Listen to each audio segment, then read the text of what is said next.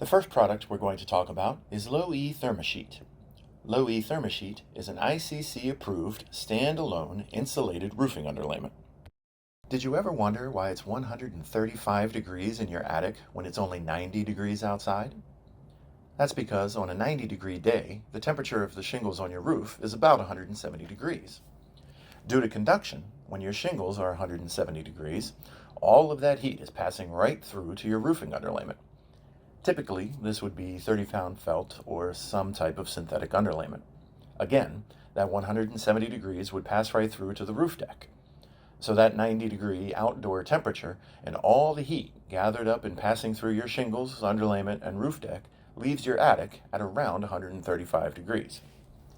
Once the heat passes through your roof deck and comes into the open space of your attic, it's radiant heat again, and it's looking for the next object to strike. Normally, that would be your fiberglass or other mass insulation between the studs in your attic floor.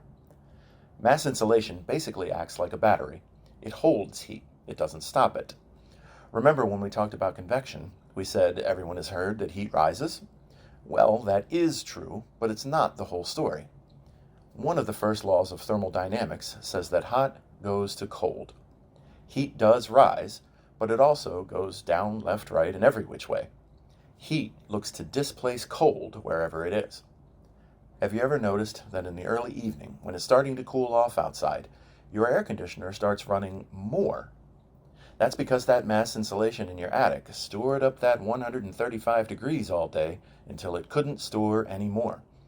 Once that R19 or R30 or whatever it might be is hit, the mass insulation says uncle, and all that heat is released to look for cold.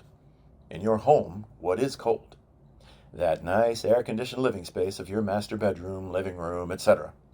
So now, when it's cooling off outside, your air cycles more because it's trying to keep your home at 68 to 72 degrees, and that's when your energy bills really start to skyrocket.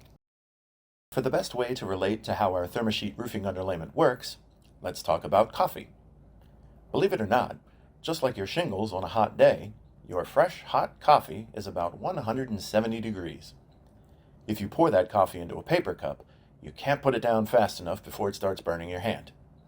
But you pour that same coffee into a styrofoam cup, and you can carry it around all day long. Why is that? It's because the foam of that cup is providing a thermal break. Again, it's reducing or preventing the flow of thermal energy, or heat. In this case, from the 170-degree hot coffee into your 98.6-degree cold hand. So now if you take the same 90-degree day and the same 170-degree shingles, what happens in your attic if we add Low-E ThermaSheet to the roof deck instead of a traditional underlayment? If you're using metal roofing, stone-coated steel, clay tiles, or any cladding that has an airspace inherent to its application, you're not only adding that thermal break to your roof, you are also reflecting up to 97% of radiant heat. What that means is you can drop the temperature below your roof deck up to 30 degrees or more. If you're using asphalt shingles or another type of cladding that has no airspace inherent to its application, you lose the reflectivity of our product, but you're still getting that thermal break. We have third-party verified testing that shows even without the airspace, and thus the reflectivity, our ThermaSheet is still dropping the temperature below your roof deck 8 to 12 degrees. But that test is done in a closed chamber. In a closed chamber, there is no air movement. In the real world, of course, there's wind and all kinds of different variables. What we found in the real world is that just by providing a thermal break, our ThermaSheet is reducing the temperature below your roof deck up to 20 degrees or more.